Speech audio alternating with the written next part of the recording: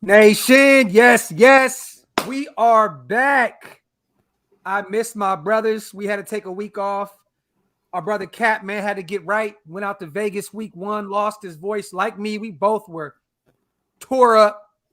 But Cap is back.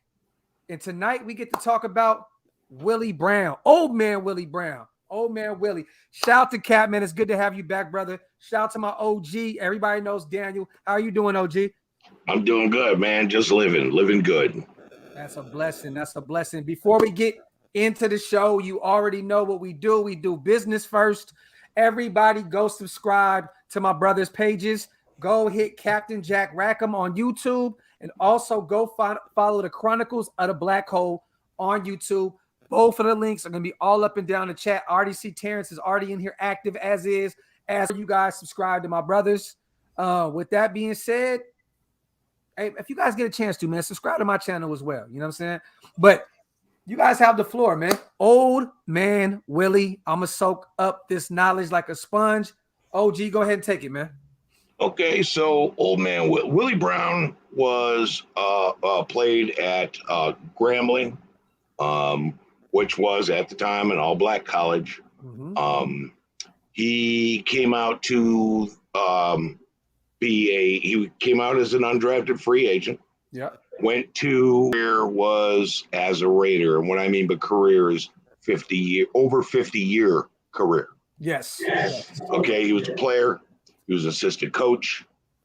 And a lot of people say that he was the godfather of the bump and run, although there was another player on the Raiders who they didn't get along too well who says that he was, but hey, here nor there.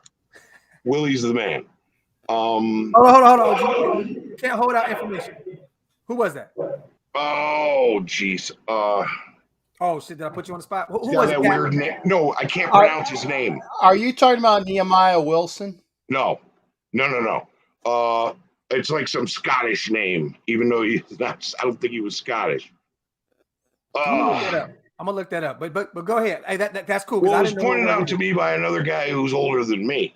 Okay. Gotcha. And I went and looked it up, and the bump and run was created by the Raiders that year by Willie Brown or this guy.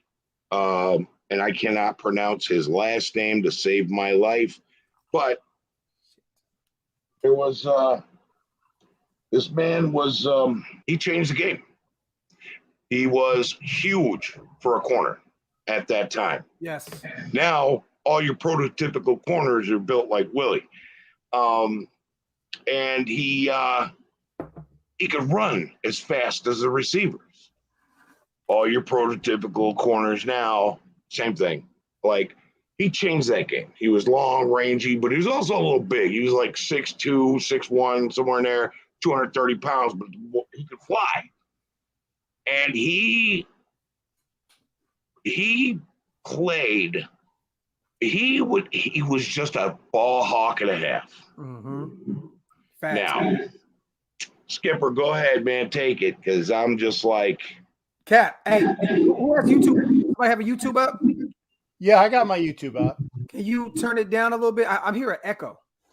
No, I don't have yours on. I have YouTube, but I have it on silent. Okay. Yo. Okay, we're good to go. Go ahead, Cap. Talk that shit. No, I just wanted to actually kind of a little bit solidify some of the remarks. He played for the Broncos for 4 years, but like I said, it was actually, and Willie actually, the most interceptions he ever had in a year, he had 9 with the Broncos. And, and that's one of the reasons why, Al wanted him, because Al would always be, hey, Stu. Stu.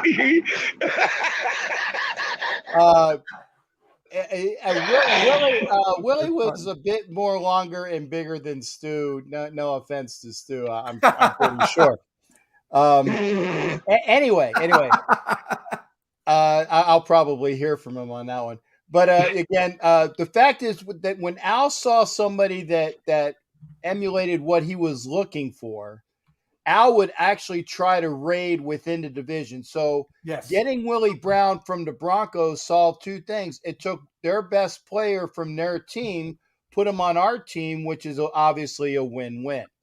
And again, the fact that he was a bigger gentleman that could run, like I said, that was, that started the prototype of the long, lanky cornerbacks that were, again, big, strong, fast, and could run. 6'1", 195. 6'1", 195. And when OG was saying, again, he played 16 years in the NFL, but he had over that, like I said, over 50 years with the Raiders in capacities. Even when he was doing other things, when he was coaching up into college that he played for, coaching up into high school, he always maintained a relationship with the Raiders, because obviously Al is the hallmark of saying once a Raider, always a Raider. And aside from about 4 people, which I can mention by name, they can all, bite my boogers.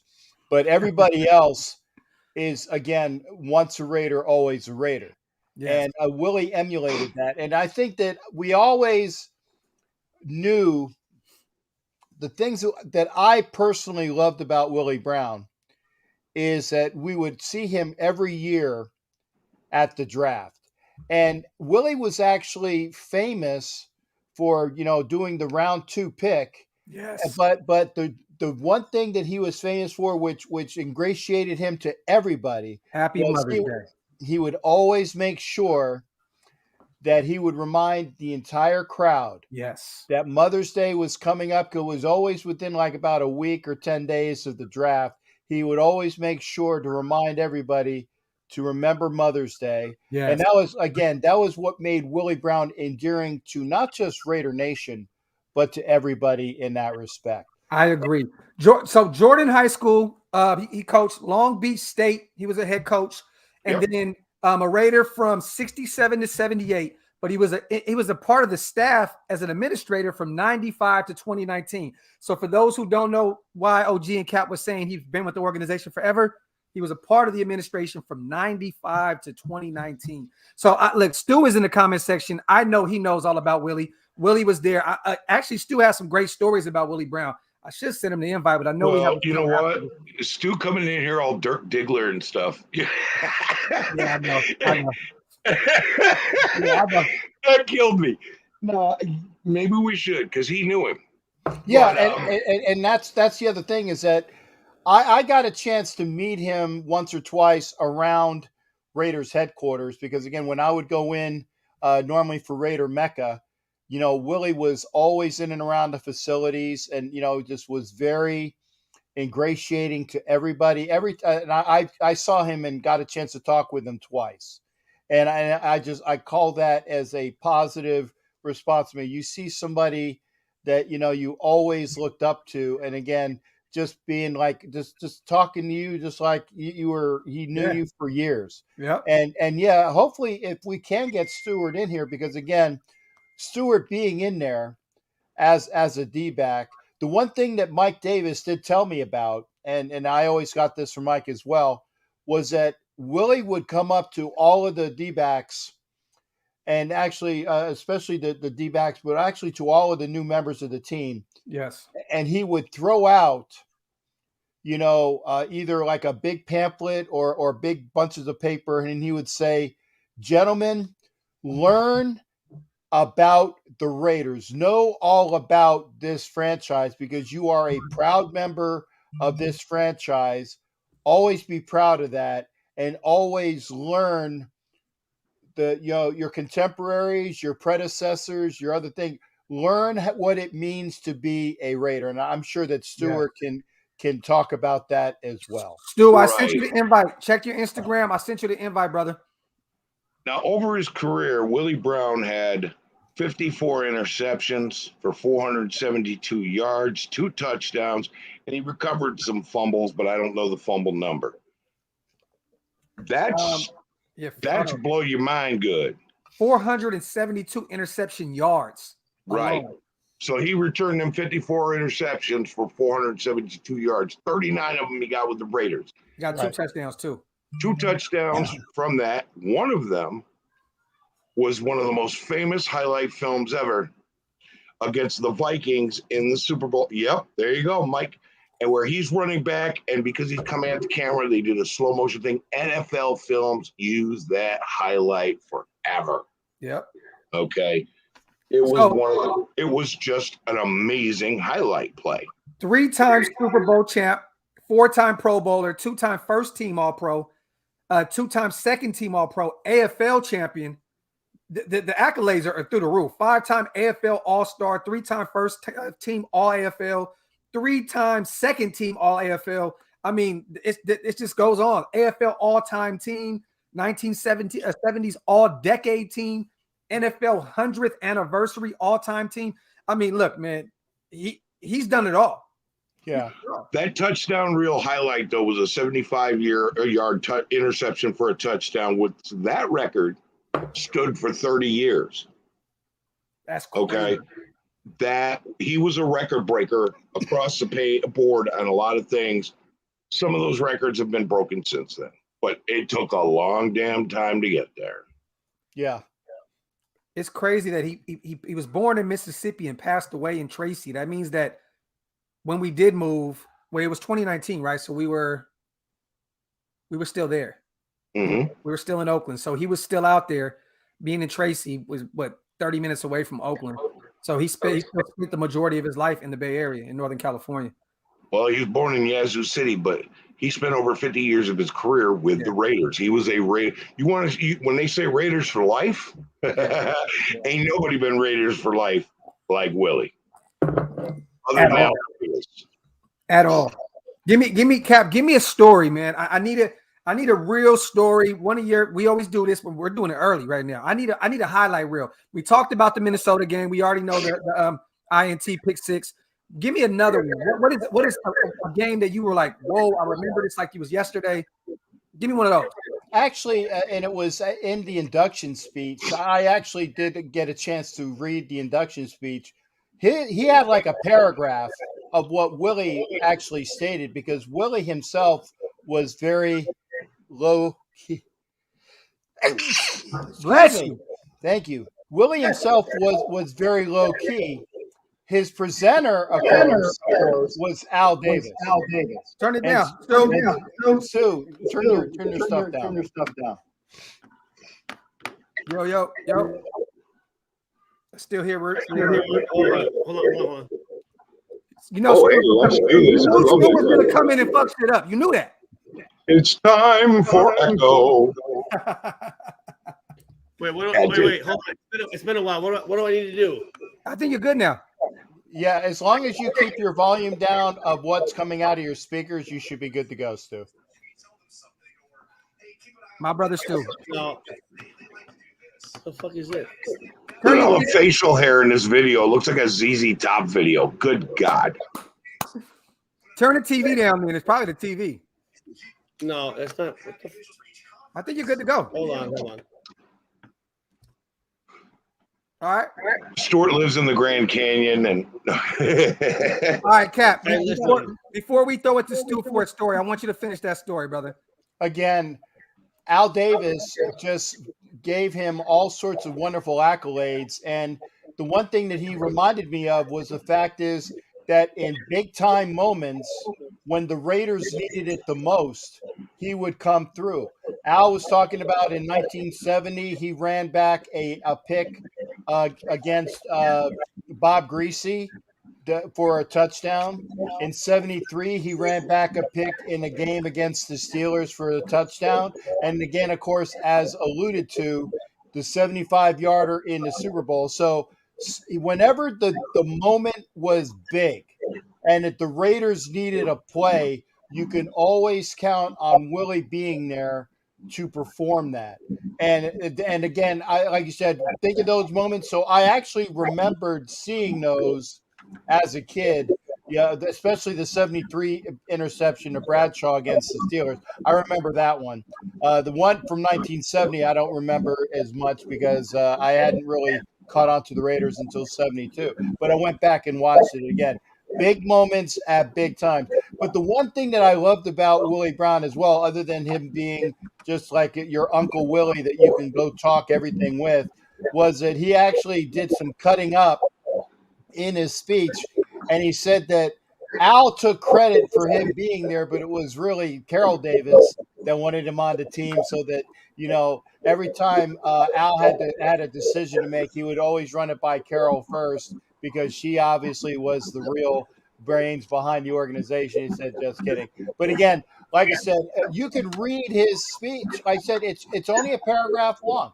And, and most of that was cutting up about Al and Mrs. Davis, a couple of things about thanks for being here. And then it was like, hey, we're going to have the game coming up at Canton. And so it was very short, very, very to the point. But that's the way Willie Brown was. He was all business all the time, but just a friend to all people. Why does it sound like that? I love the part in his speech where he says, "Well, when we were doing contract negotiations, I didn't hear about how great I was." What happened with that?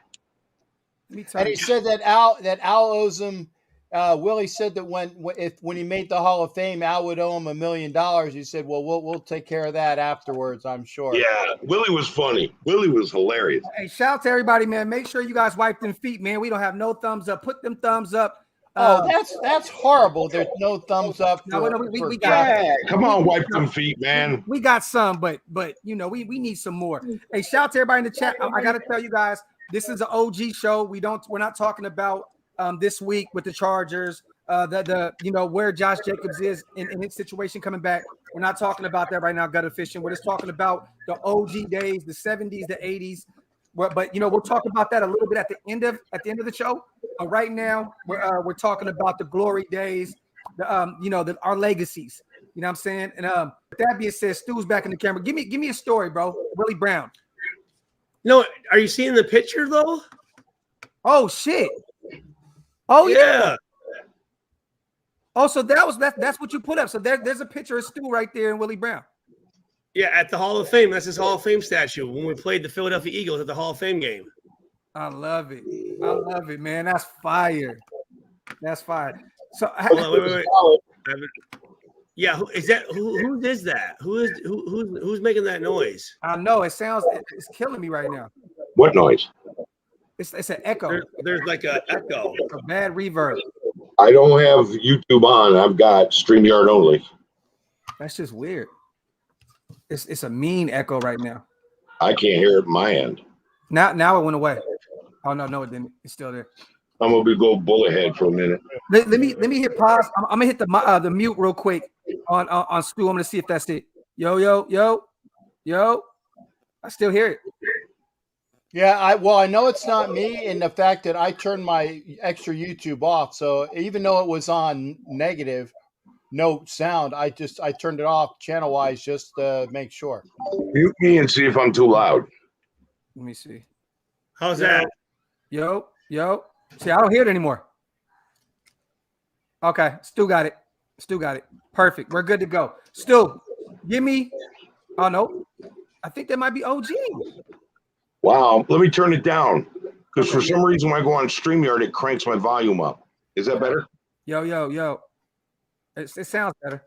I can barely hear you, but I can do this. Okay, Stu, give me a story, man. Give me a few Willie Brown situations, man.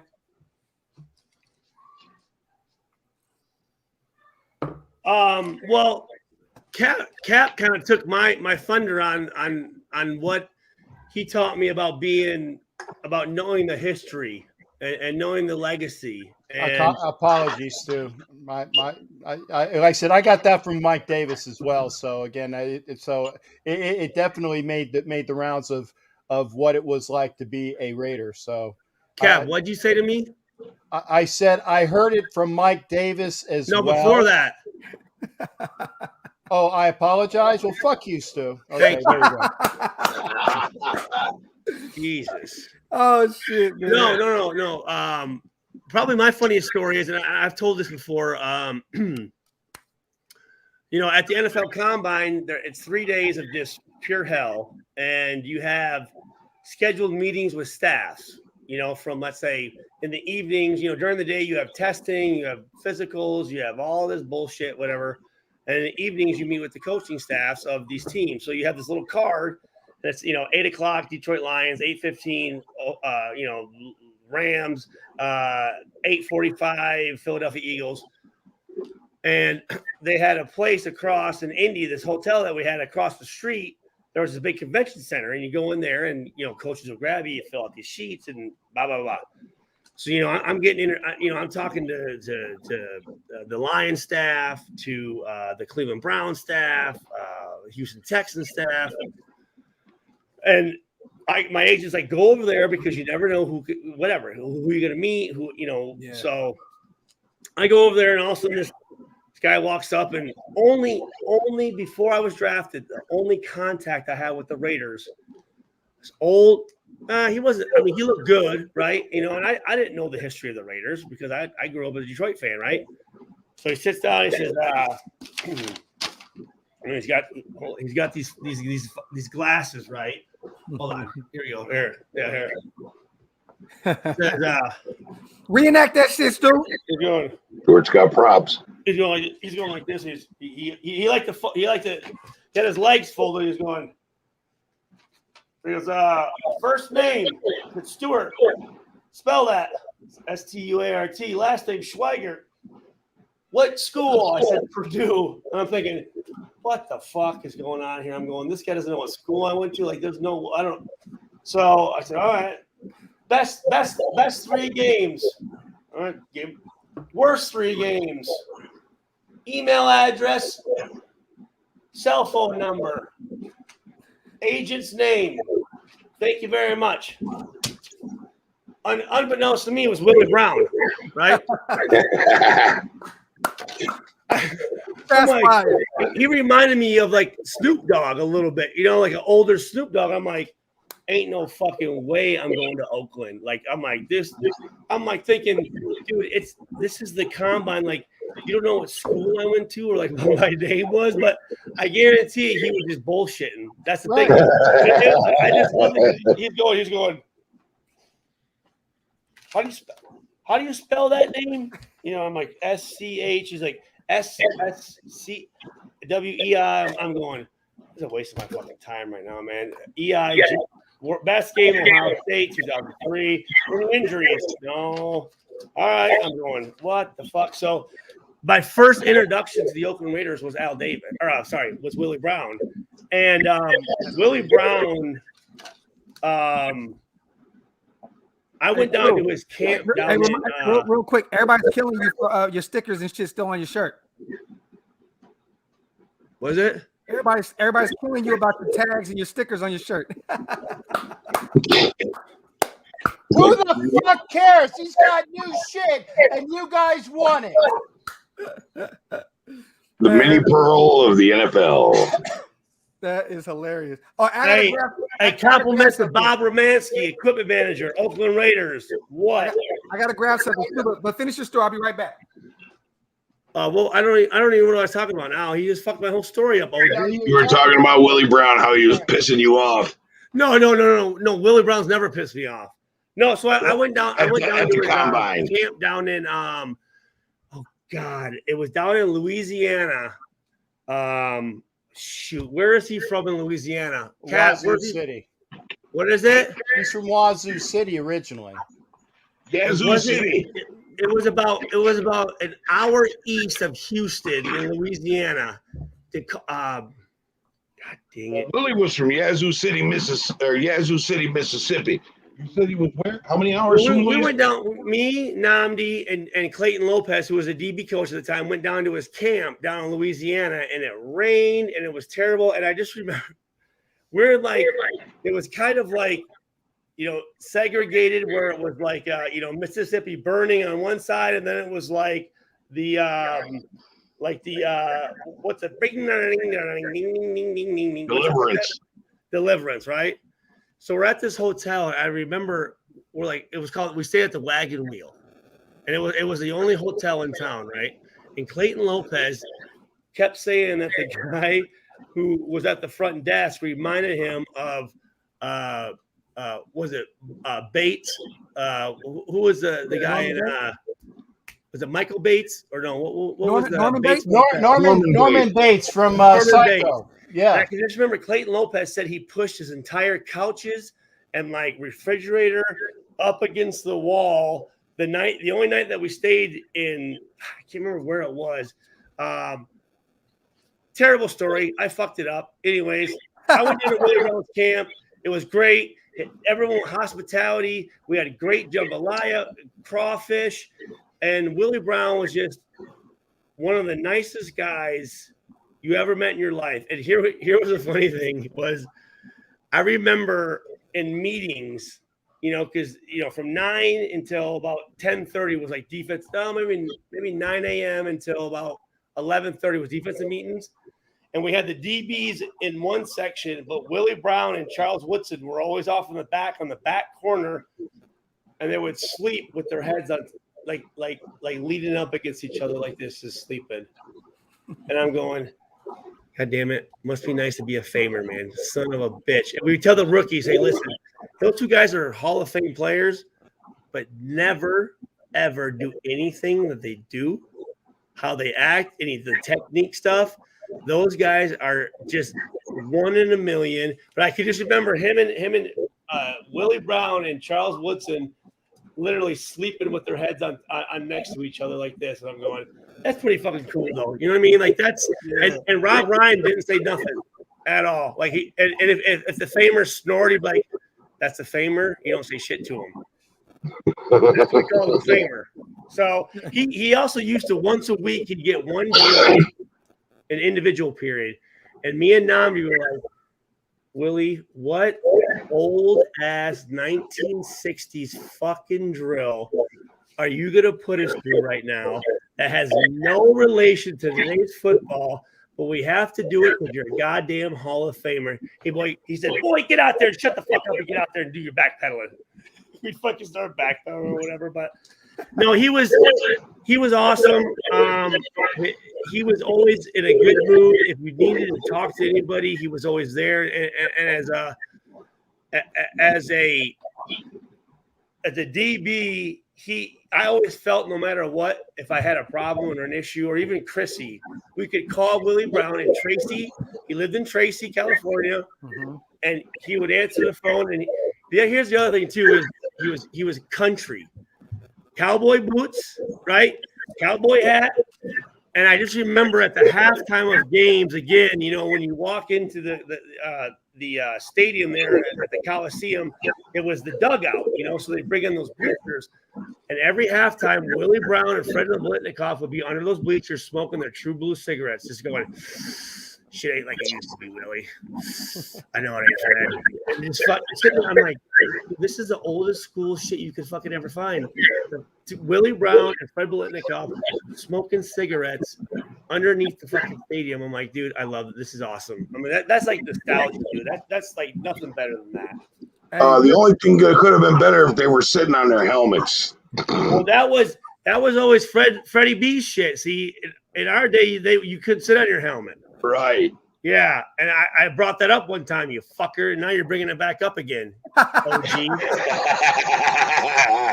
I said, you don't sit on your helmets. He goes, well, someone did. One guy did. I'm like, well, he's also has a fucking – when you have the nation's best player at your position and the award's named after you, you can do whatever the fuck. He could have fucking pissed or shit in that fucking helmet. Who gives a fuck? Hey, real quick, shout out to Ricardo on the super, man. Hey, Graf, great show, you guys. Chronicles on fire, bro. What's good, Stu? Hey, any news on Jacobs? We're going to talk about that later on, Cardo. Right now, we're doing the old school show, but I appreciate you, my brother. Going to need him to go to war on Monday night. I totally agree with you. We're definitely going to talk about that later. And I have a coffee and convo tomorrow morning where I'm going to give some updates from what I've heard.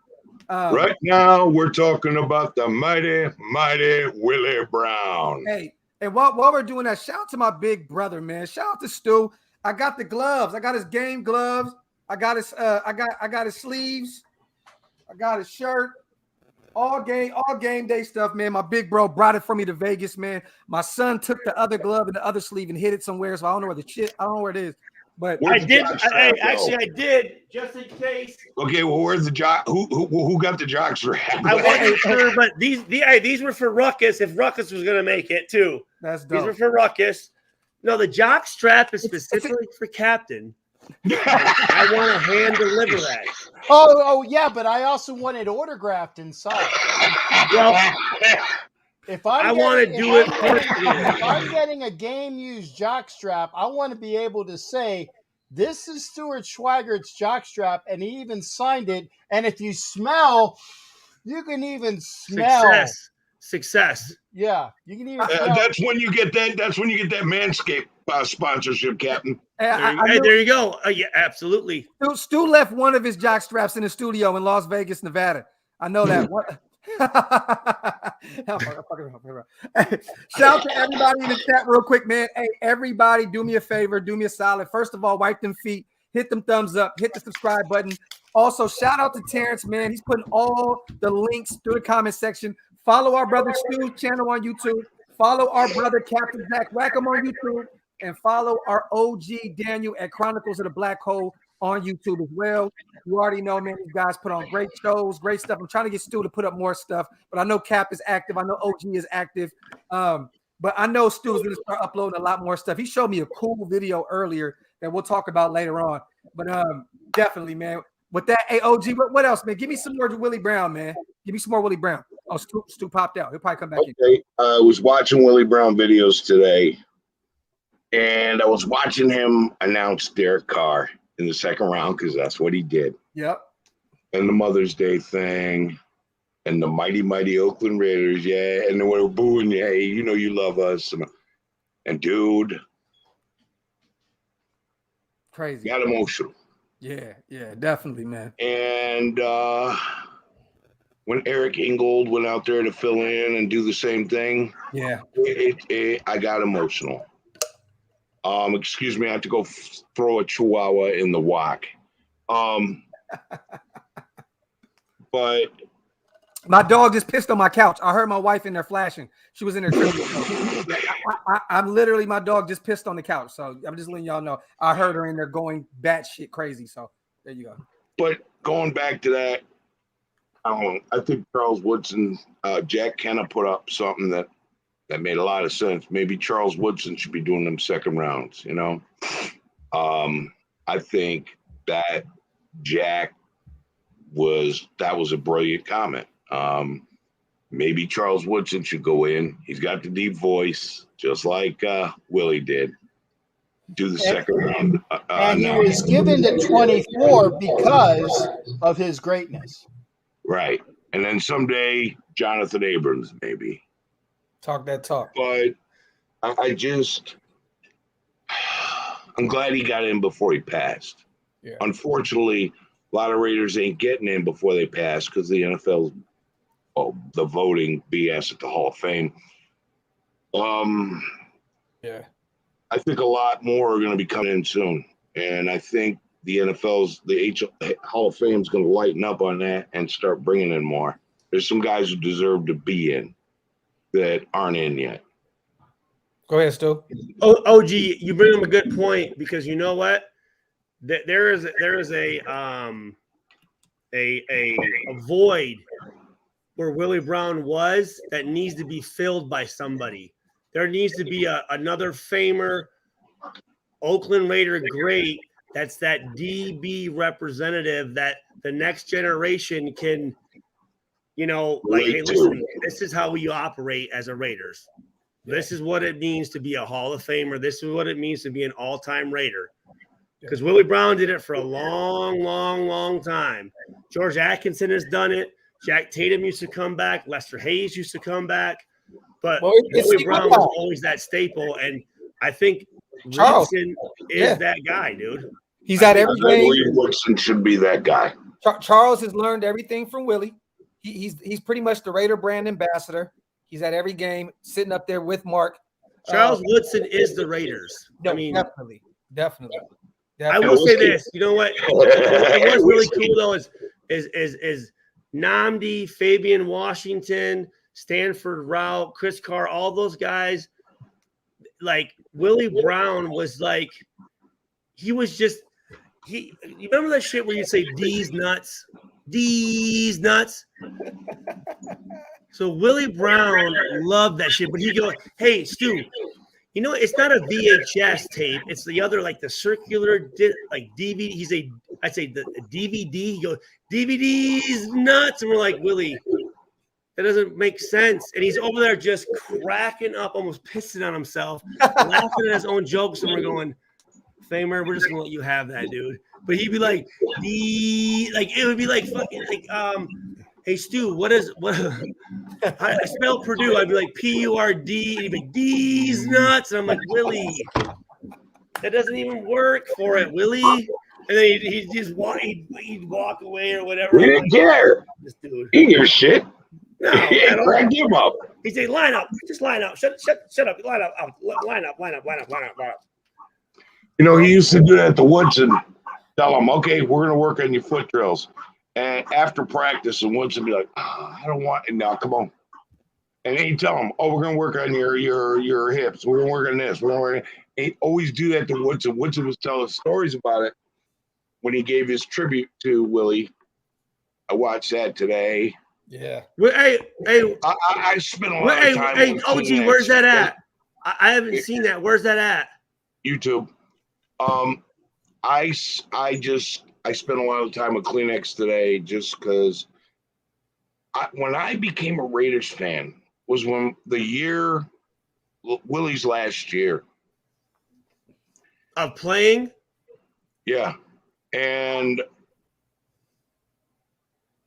he's one of the reasons I became a Raiders fan. Yeah.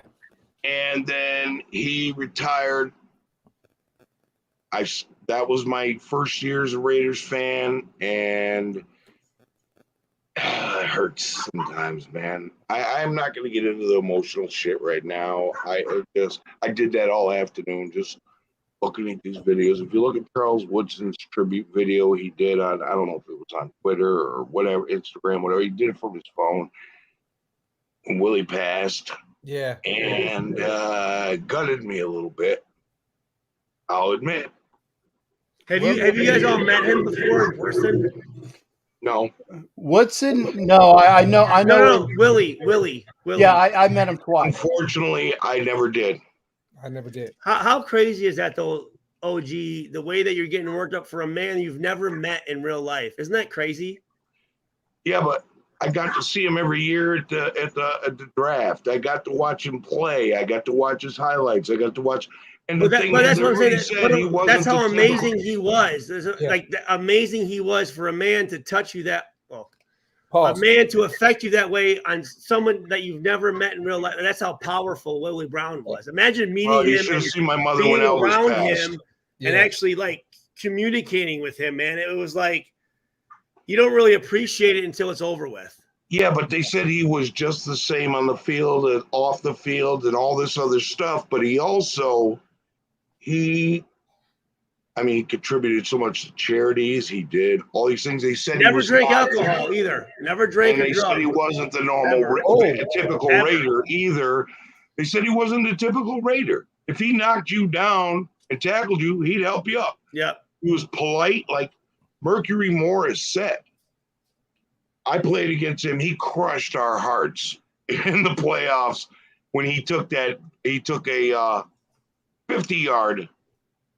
No, he was playing the Dolphins. He took a 50-yard back for right. That was a the 1970 interception that Al was talking about. But he said Willie was the nicest person on the Raiders because the rest of them were a bunch of trash talkers. Willie didn't do that. Yeah. They said he was a nice guy. Even the opposing teams didn't hate him. Willie didn't like the rest of the guys, but they liked him. Willie never. We'd be like, hey, Willie, man. Steve Largent used to bust your ass, Willie. He said, man, that white boy couldn't do shit.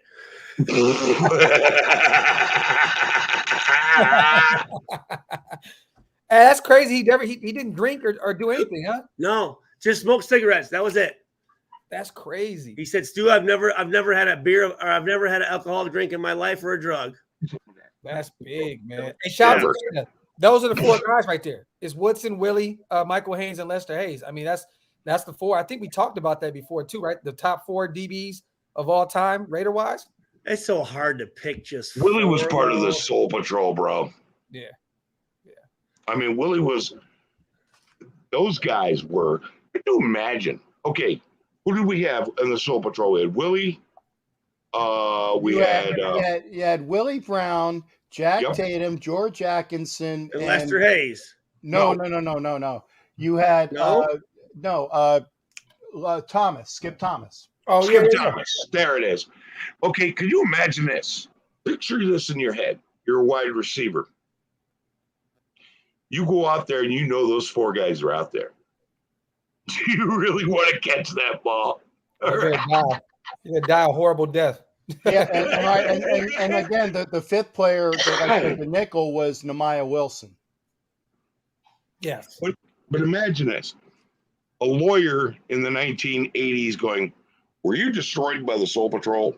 You may have a claim for Why was it called? Was it because they take your soul, or why was it called the Soul Patrol? Ooh, 1970s, bro. Everything it might have been just because of the color of the skin. Who knows? It was an Oakland thing about, the soul that they had back there. Obviously, they were all brothers, and I said the 5 of them with Wilson. They were all brothers. They were all, kind of like with the big poofy. Yeah, and the best secondary that ever lived. I'm thinking it might be too that they used to take your fucking soul from your fucking chest, dude. Well, today that would be the case. Back then, it was a racial thing. Yeah. But these guys, who would want to face that today? Yeah, especially under the rules they played under. Hey, at some point we got to do one about Dr. Death as well. And the good thing is I can reach out to Skip Jr., man. I know his son. I would love to bring him on and tell some stories, man. He's really active in the nation. He talks a lot. I mean, he's an advocate for a lot of different things within the nation. Man, I can definitely bring him on and come talk. That's some. Cool. We're working on something though for the next time, but yeah, definitely. Hands off, ain't saying nothing. There we go. Yeah. Oh yeah. I forgot about. Yeah, we may have something special in the works right now. Right for the next show. Yeah. And definitely. Don't worry, Jack. I ain't forgot you, Jack Kenna. But we got something we're working on. It's possibly. Yeah. We'll let you know. Let me tell you something. These guys want to talk about the new stuff too. And I did a video yesterday. That's a great picture right there. Is that Namdi? Is that Namdi? Yep. Namdi and Willie Brown. That's nice. That's fire. Stewart. Oh my God. Wait, hold on. I can't see. Who is that? Is that Lincoln? Shell? No, Art Shell. Oh shit. Willie. Yeah, that's William. Next to his trophy. Wait, hold on. Wait. There you go. Willie Brown, Art Shell, and Jackie Slater. That's fire. At the Hall of Fame. Hey, Stu, I got something for you real quick. Shout out to Auntie Six. Oh, yeah. Charles Wilson just shared that on his Instagram. Me and that picture, and then another one of me and Stu. Yep. There we go. Shout out to C Wood, man, the GOAT. So hey, shout out to Auntie Six real quick, man. Thank you, brother, for the donation. Yeah, I know. What dude, Auntie Six, dude, what DM did you send it to? On what? Instagram. Okay, all right. Hey, Pacey said this for you, Stu, right here. Look. You guys are like Imagine Dragons. Imagine dragging these nuts across your chin. That's Willie Brown. There he goes. These nuts. He said, we're playing the Dallas Cowboys. Spell Dallas. I'm like, D's nuts. I'm like, Willie. Oh. And he started laughing and walk out. And we're like, and Rob Ryan would be like, you have to laugh. That's the famer. That's the rule. Any jokes that the famer gives, you have to laugh. So we had to laugh. That shit is comedy, man. Here's the thing, though. Willie Brown, even God, he was. How old was he when he passed away? 78. Yeah, he was pushing 80. So he would have been almost close, it's like 67, 68. That man, if there was a woman, they would gravitate towards him, and he wouldn't even have to do anything. I'm like, Willie, for real, man? He just like his little fucking leather jacket and shit. He'd be like, Stu, it's the boots, man. It's the boots. I'm like, get your ass out of here, Willie, with that fucking bullshit. The boots. But he was just, again, man, he was just, that's the cool thing, man, is like when you think about these players who are these great players, and then to know that they are just cool human beings. I wish you OG and Docs, I wish you could have met him on a personal level, because as much as you love him now, you'd love him a million times more, because he was just a very genuine, nice person, man. Just a nice freaking person. That's why you're here, Stu, because you didn't just meet him, you knew him. You knew him. That's, I didn't know him. I didn't meet him. Okay, Jack met him. Docs didn't. Yeah. Real quick. I know how it affected you. Let me ask. I'm gonna start with Cap. We're gonna ask Stu. How did his death affect you guys? Like I know everybody was hurt. Everybody was within the nation. But how did it affect both you guys? Start with Cap. Cap, how did that affect you, man? Well, it's again, you knew, like, you were missing such a big part, because you know that every draft day you were going to be missing Willie. You knew that anytime, like I said, I only met him the 2 times, and it was only in passing, only at the headquarters.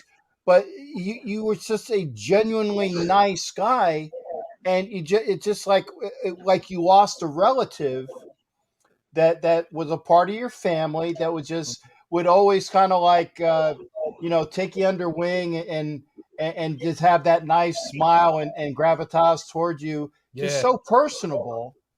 And losing that person, again, even though I only met him twice in passing, very quick, but knowing that I got a chance to meet him, just it hurts you when you said, I actually met him. He was such a great guy. Yeah.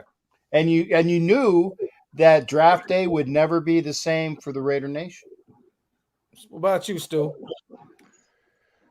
Well, I know you were removed from football for a while. Well, no, I mean, when it came down to Al Davis passing and Willie Brown, and I always paid attention to the legends and Jack Tatum, and I mean, obviously, as you know, I mean, you can't stay here forever, and it's only a matter of time before this stuff happens. I just wish I could have been able to go out and shared in the celebration of his life, at his funeral, just to not say anything, but just be around, the people that were there and hear the people talk about him, because, again, I don't know if I don't think I ever seen Willie, no matter how bad the win record was, the game was, he never was ever in a bad mood, ever.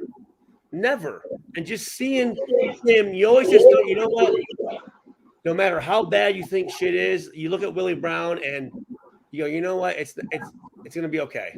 It's gonna be, because you just look at it and you go, don't worry about it. Don't worry about it. Never would he ever cuss a player out or disrespect a player, and there's other Hall of Famers in that organization that have done that. And I'm not going to name names, but there are guys that have done that. But he never did that. And someone made a comment here about Jim Otto, and I used to go into Jim Otto's office every Monday after we watched the game film and just talk to him for 30 minutes.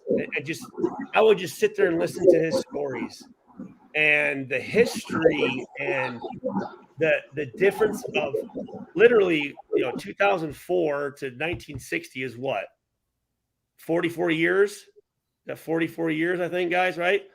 The difference of 44 years can make.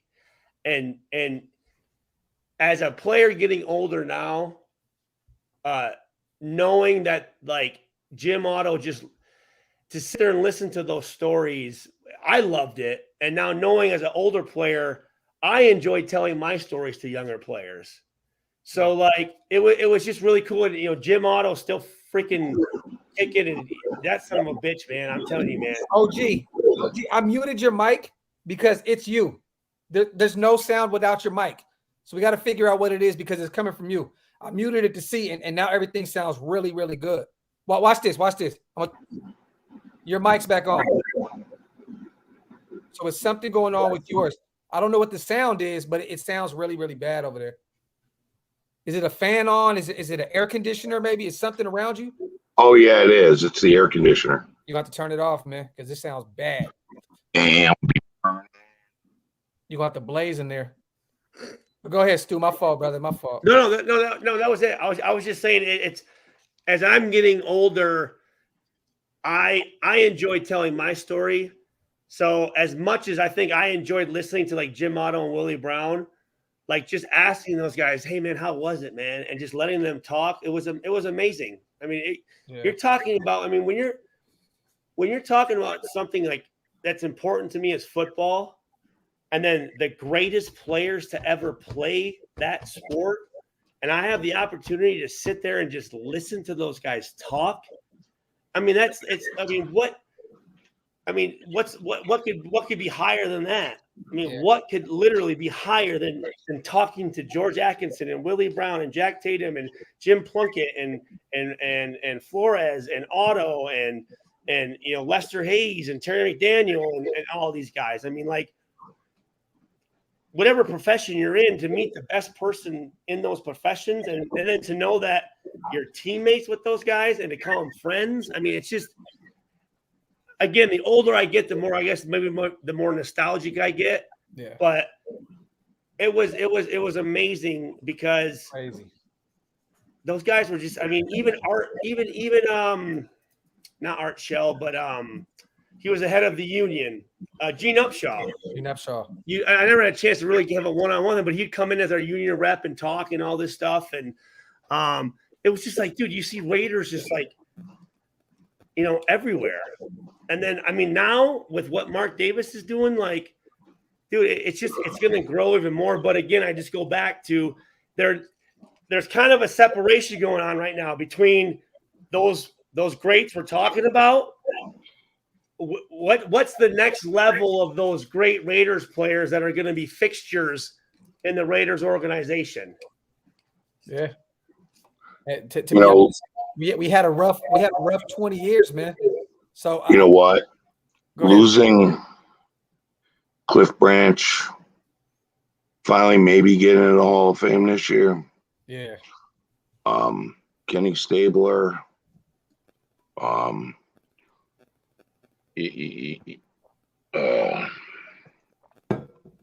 All these guys getting in after they passed is a total.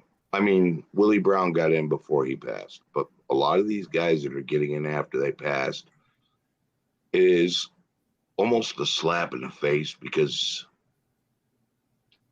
those are my childhood heroes. Yeah. Yeah, and like Paul Zimmerman is the biggest reason Superman, why Stabler Wolverine, wasn't in. Spider-Man, all those guys. Imagine every childhood hero you had. They pass, and then after they're gone, the Hall of Fame gives them their props. Yeah, yeah, and like I said, I blame Paul Zimmerman with his hatred towards Stabler personally, and his. Who is that? Paul Zimmerman was a writer for Sports Illustrated, and there were issues between Stabler and Paul that were personal and off the field. And because of that, Zimmerman would always, when it came down to the Hall of Fame voting, when you had the writers that were in there, the media is powerful, man. He would always have that block that kept Kenny out. Would the snake bang his wife? Probably. That's why they call. Okay. Well, they called him the snake for two reasons. I've heard some crazy snake stories. I didn't want to say it. I didn't want to say it, but the cat is definitively out of the bag. There you go. There you go. Hey, real quick, shout out to Trent, man. He asked about the Honcho show. Honcho had work. Something popped up at work. Shout out to Honcho, man. He just became the defensive coordinator of the school that he works for. He just got a promotion, so he's game planning for a game this week. So we had to redo our show next week, man. Shout out to Honcho, man. Definitely shout out to our bro. But yeah, man, that's crazy. Hold on, Cat. Get back to that. You said let the cat out the bag. No, it was the fact that there were inklings that Zimmerman's wife and Kenny hooked up like once if not several times, and because of that, because Zimmerman now Sports Illustrated had a higher realm, in the 70s and 80s as far as the beat writers. And so Zimmerman had a very large voice in that. And he definitely was the one that was banging the drum, pun intended at this point, banging a drum to keeping Kenny out for banging his wife. Yeah, well, Kenny banged a lot of rods. I mean, if you read his book, The Snake, oh, Lord, there's stuff you could not do. Okay, so you bring up a good point, OG, because I know it sounds, for a guy, but you don't always know if that's happening. But in his book, did he admit to stuff like that? He talked about parties that he had with other players where it was him and another player and 4 women in a jacuzzi, bro. Yeah, but was it the writer's wife or a guy's wife? No. He didn't name names. He's not going to name names. Right. He didn't allude to that, but it was a pretty well-known rumor. Okay. Pretty well-known rumor that definitely had legs, that Zimmerman was the main force behind him being out of the Hall of Fame. And people started asking, well, why does Zimmerman have a vendetta? And then it started coming out about different things about Kenny banging his wife. Oh, he snaked the snake snaked his old lady. So let me ask you guys this. Okay. So again, there's a pretty big gap between Cliff Branch and Willie Brown and Jim Otto, and who are some of the guys that you think could be the next generation of those Raiders legends? Well, Hayes, Plunkett, Alzado. Well, no. Well, Alzado's dead. Plunkett's part of that already. But I'm saying, that's a long time frame. But we're talking about the people that should be in. No. I'm not talking about Hall of Fame. Okay. What I'm talking about is former Raiders players that should be in that facility as a Raider legend, the next generation. Guys that played in the 80s, 90s, and 2000s. Wisniewski. Plunkett, Hayes. Well, Plunkett's there already. Right. Lester Hayes. Steve Wisniewski. Tim Brown. Romanowski. Timmy's already over there a lot. Rich Gannon's already over there a lot. Woodson's already over there a lot. Right. There's some other guys though. I gotta say Kirk Morrison, dude. But Kirk Morrison works for what, CBS, I believe, or somebody. Actually, I talked to Kirk Morrison right before I jumped on this thing, dude. And when you talk about Oakland Raiders, like that dude is Oakland to the freaking death, dude. And he was a fucking hell of a player, man. And the next time you talk to Kirk Morrison, tell him that I actually met his dad in Jacksonville when he was playing for the Jaguars, and I got a chance to meet him. And like I said, he had on his Jaguars jacket over the Kirk Morrison jersey. Seabass. That'd be a good one. I would love to see Charlie Gardner, because I heard that he's not doing too well right now. I would love to see with what? I heard that the concussions caught up to him, and I heard he's not doing too well. It would be good to see Mark Davis scoop him up and bring him within, bring him in and try to help him out as much as possible. Zach Crockett's a guy who's there. Yeah. Zach Crockett, he's a great one. Shane Leckler. Barry Sims is another one. Shane Leckler. Actually, you know what would be a good one, to be honest with you, is God damn it, Miller. Zach Miller. Oh, tight end. Yep. Damn, Zach was really good back then too. He was very underrated. I got to jump, man. I got a old man bladder. Be back. Let me see. Shout Well, out you know what I'm saying, Cap? You know what I mean? I mean, Right. okay, there you go. Howie Long, Terry McDaniel, Saginaw. Yep. Red Beaker, Don Mosbar. Mosbar for sure. Damn, I haven't heard the name Don Mosbar in a while. That was my guy, man. Yeah. Man, we got some guys, man. Hey, Raider Perk said Khalif Barnes. Oh shit. I'm trying to think of some guys that Seabass, Shane, If Khalif went Tim to an event, he would be off sides. Yeah, if Khalif ever went to an event, he would be say they flag him for illegal procedure. And Greg y'all Townsend? know that I love about Greg Townsend. Yeah, I know you love Greg Townsend. Hey, Jeff says Rod Woodson. Rod was there week 1 too, Stu. Stu spent a bunch of time with Rod at the game week 1. That was a crazy thing, dude. I'm leaving, heading Marcel to you. Reese. There we go, Marcel Reese. Hey, I'm heading to you, Docs, and I just randomly run into freaking Rod Woodson and his wife because he lives in Vegas now. That's why you took so long to get outside, motherfucker. Right here. That's Cap. Remember when I ran into you? Yeah. We were supposed to meet up with you, Stu, and it's like you were taking too long. So you definitely owe me more than the damn jockstrap sign. Actually, here's another guy though, Akbar Baja Biamila, the host of American Ninja Warrior. Oh, AGB. He's a great advocate, a great voice for the Raiders. Namdi too. I know. Namdi's definitely a guy that John Ritchie. Yep. There's a lot of guys, man. There's John Condo. Jonathan says John Condo. John Condo. Bill Romanowski. John Condo. Well, What Bill about the ultimate backup? Tuiasa Sopo. Well, Bill Romanowski is still doing the sports talk in the Bay Area, if I'm not mistaken. Yeah, I mean, who does Bill consider himself? He's a Raider. Yeah, Bill considers himself Yeah, he's doing Raiders radio, man. Okay. He doesn't play about. He does not play about. Please, just whatever you do, don't say Jay Schrader, okay? Oh no, Mr. Black Sunday. How do I know Jay Schrader? The only blonde that could fuck the entire Raiders team. Why doesn't Howie Long do anything? Because he Fox Sports. Yeah, he works for Fox.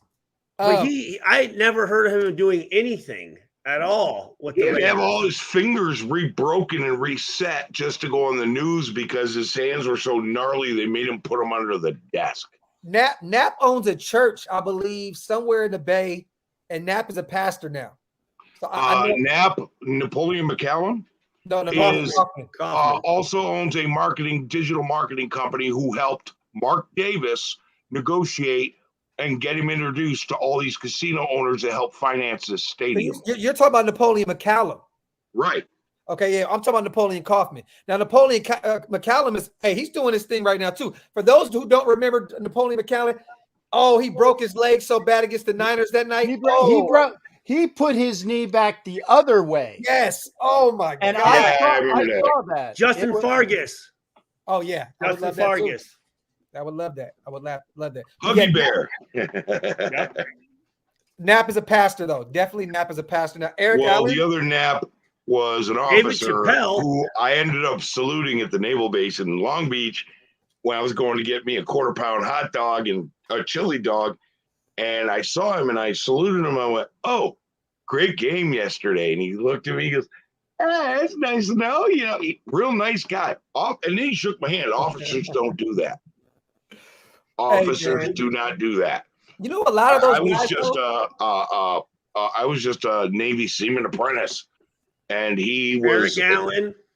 Yeah, Eric Allen. Eric Allen's already on the Raiders. He's on the Raiders. Channel. I watched him tonight. Doing the recap of the Miami game. Who's the other guy with them? It's like a D lineman kid. D lineman?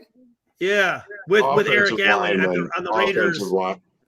The girl does the interview, and then it's Eric Allen and some bigger Lincoln Kennedy, offensive lineman. No, it's not Lincoln Kennedy. It's a younger D lineman kid.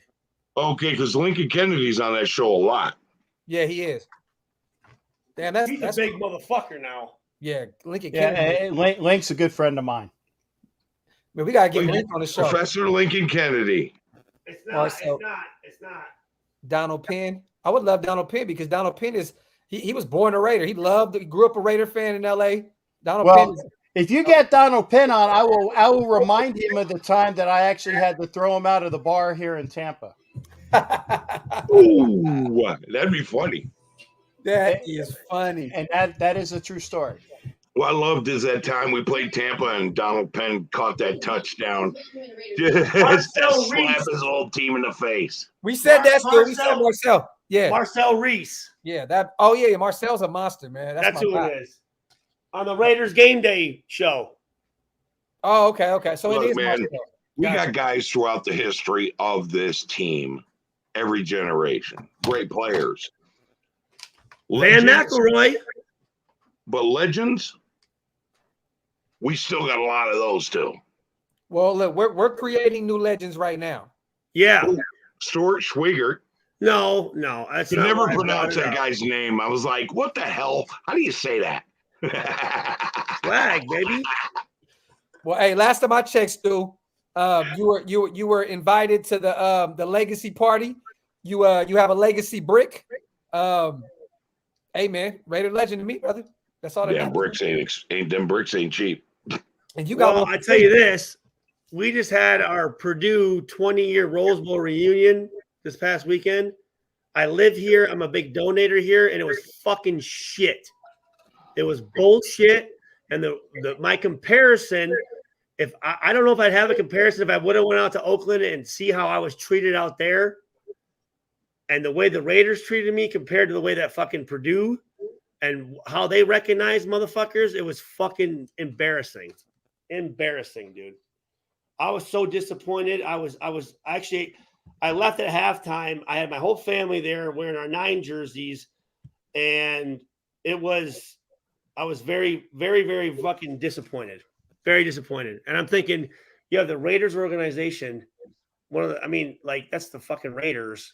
Yeah. I see the way they treat me. And I mean, my career at Purdue was like much more than it was in Oakland, and Chester McLaughlin is dead. Chester McLaughlin. He's Passed dead. away. What he play? He played defensive tackle. Yeah, defensive tackle. He was a beast too. He's gone, isn't he? Yeah, he's dead. Hey, did Jerry Ball play for the Raiders? Yes, Jerry Ball, number 96. He was a beast for the Lions. He was a big boy now. Yeah. I know there's somebody I'm forgetting, though. He said Woodson, Kurt Morrison. He said Darrell Russell, who's also dead, 96. And I have a football that is signed from him to me. That's fire. Honestly, a guy I'd love to see back is Derek Burgess. Yeah, I love Derek Burgess, man. Number 56. Led the league in sacks 2 years in a row. Linebacker, man. That's my guy, right? Linebacker? No, at the end. No, he was a defensive end with a linebacker's number. Yep, 56. Okay. Yep, okay. From Ole Miss. It's funny. I always get him and Derek. What's the name? Khalil Mack. No, not Khalil. Hell no. Your boy. I'm over here drawing a blank. Kirk. I get Kirk Morrison. I always get them mixed up. What about Greg Townsend? We talked about Greg. Yeah. Oh, I must have been in the. Okay. Yeah. Jerry Porter too. I loved Jerry Porter, man. I was a huge advocate for Jerry Porter, man. That he had some good years. I swear, Jerry had to be like the best third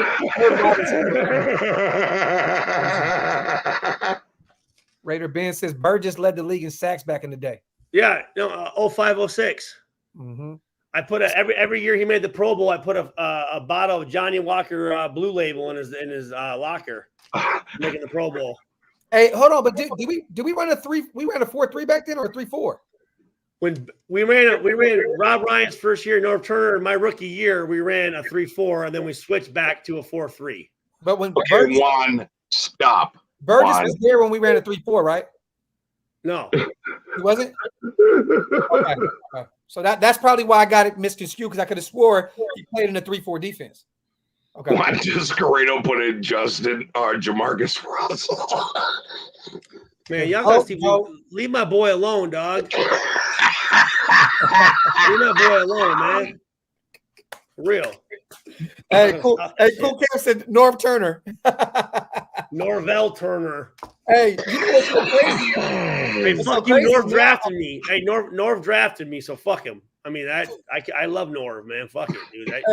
Hey, you know what's crazy is so now going back, I'm finally seeing the whole story behind why we lost our long time announcer, Greg Papa. I went back and checked out the whole story, and come to find out it was because Mark Davis brought in Norv Turner for an interview, and Papa was like, "I don't like that. I don't like your dad would not have wanted that to happen." And Mark was like, he said after that he had a target on his back the whole time. He said, "Wait, hold on. When was this?" This was when we were moving. We were on our way to Vegas, pretty much. Okay. And Papa was, still our announcer. He's been our long-term announcer forever. And come to find out, we were bringing in Norv Turner for an interview for the head coach position. I thought you meant like a fucking interview, like a radio interview. No. Bringing him as an interview for a head coach. Coming from position. Where? Where was he coming from? Norv hasn't had a job. Well, he wasn't even the head coach. He hasn't been the head coach for a while. Yeah, but Mark was trying to bring him in. Huh? Was he coaching somewhere though? Was he a defense or offensive coordinator? Defensive coordinator? Somewhere. He was a coordinator somewhere. It would have been offense, not defense. It would have been offense. Yeah, offense. So he was a coordinator. He was offensive coordinator somewhere. Was it Washington or San Diego? It was somewhere. I don't know where the hell he was, but he was a coordinator somewhere. He brought him in for an interview. and Papa was like, "Your dad would be ashamed of you." He was like, he'd be ashamed of you for bringing him in here. And yeah, man, that's what happened. So Carolina Panthers special assistant. You know what? I'm sorry. I'm so sorry, y'all. It was Mike Shanahan. Oh, okay. I was going to say, I don't know why. Mike Shanahan. My apologies. That makes more sense. Yes, my apologies, y'all. Look, I've had too much coffee today. Too much coffee. Yeah, that makes more sense because I wouldn't have. I mean, Norv. I was gonna say, I don't know. I don't see a problem with Norv. Like, just act like the last 2 minutes of this shit didn't happen. Yeah, it was Shanahan. It was definitely Shanahan. Brought him in for an interview, and Papa said he had a target on his back ever since because he was like, your dad would have been pissed. And Papa had a target on his back after he said that to Mark. Yeah. Okay. And but I understand the reason why. Actually, Greg Papa is correct. Mm-hmm. Yeah, definitely. But that's true. He really did bring him in. Oh shit! My apologies, y'all. That's true. He really did bring him in for an interview, a serious interview. Shanahan. How dare you have a ringtone? Yeah, no shit, fucking docs. What the fuck? my hey man, motherfuckers. That better be fucking Callie or your brother. And gentlemen, unfortunately, I have to beg out. It's all love at this time. Stuart, I will get with you as well. Docs always, and my OG. brother. Thanks as well. OG, I did have a response from one of the people that I was speaking to, and I'm awaiting on the other one. So I will let you guys know. Stuart, I will be at the game in against the Bears. I don't know if you're going to be in town for that one. I have not been invited yet, so I think I'm flying out there, Cap. Okay, well, I hope to hook up with you for sure there, Graf. And again, Stu, we'll definitely hopefully see each other real soon on any up and coming game. But again, gentlemen, I have to go. It's been a pleasure talking about the great Willie Brown. Gentlemen, y'all take care, and we'll be back in 2 weeks with an announcement. But yes. Hold off on what we might be doing. You can take an advisory of who we might do if we don't get things solidified for an event. There we go. Okay. Hey, Stu, we got a show in 15 minutes, man. So we're going to have to get out of here in a second, too. OG, if you're going to be up for a minute, I may shoot you this invite. Want to come up over here and come hang out with us for a minute? Yeah, come in, OG. Hey, you know what?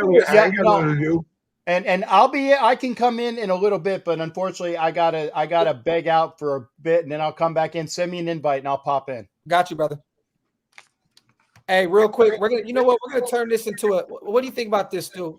Let's do this. Let's do a fan show tonight. You guys want to do a fan show? Wait. I was gonna say this. What do you think about this? What if we went through the Miami game? I like that. I got something else I'd like to go through though, and keeping it OG. Well, hold on. Just for a minute. I know that the nation wants to talk about what's going on right now too. So we'll be brief with it. Oh yeah. But I'm very brief. This show starts in 15 minutes, so we gotta get rolling. So what I was thinking, because we can't show the highlights, right? No. But did you watch the game? Well, I was just gonna let the like 14-minute little thing just play and make comments as it's going. Okay. Well, let's talk about first quarter. Here's what this about. Okay. I give my 2 cents on it. Well, all right. Well, I was going to talk about the last 3 games in our season and what we're doing.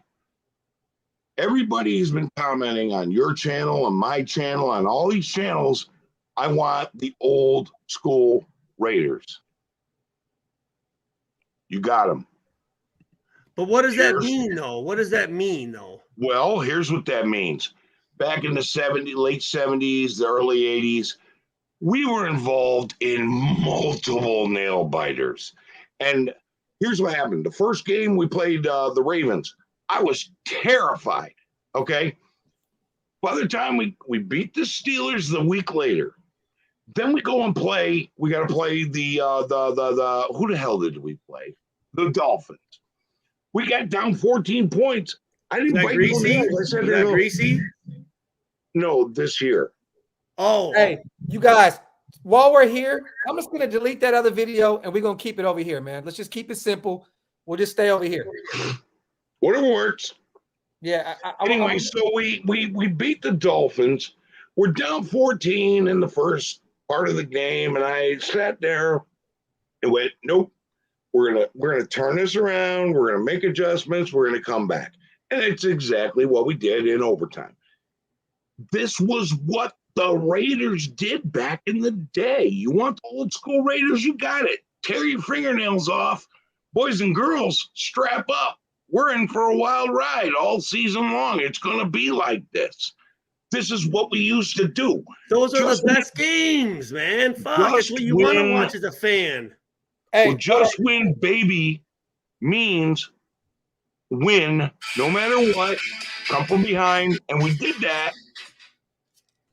And that was what we did. We win. OG, my bad. Hold that thought. We're going to have to go to the other video. I can't delete it off of Facebook. So what we're going to do is, Auntie Six, hold on to that question because I'm actually happy you brought up Brady Quinn because me and Stu talked about him earlier for like 30 minutes on the phone. So keep that comment up. I'm definitely going to ask Stu on the next show. So pull up over there. Auntie, I got you, brother. I got you. Shout to LA. Thank you for the donation, my brother. We appreciate you guys. Thank you so much. Look, the next show starts in 10 minutes. OG, I'm going to send you the invite. Just pull up and let's continue this conversation. All right. Shout out to everybody in the comment section. My apologies for me mixing up Kirk Morrison and Burgess and Shanahan and North Turner. It's been a long fucking day. And like I told you, pissing on couches and all kinds of crazy stuff. Yeah, my wife is out there pissed right now, cleaning up the couch. I told you I was dealing with the anxiety-driven day. OG, remember I told you on the phone earlier. It's been the same. But we're definitely going to go over to this next show. Shout out to the 200-plus people in the chat. Pull up. Next show starts in 10 minutes, you guys. 10 minutes. Pull up over there. We're going to be back lit. So appreciate you guys. Love you guys, nation. We'll be back in a minute. 1.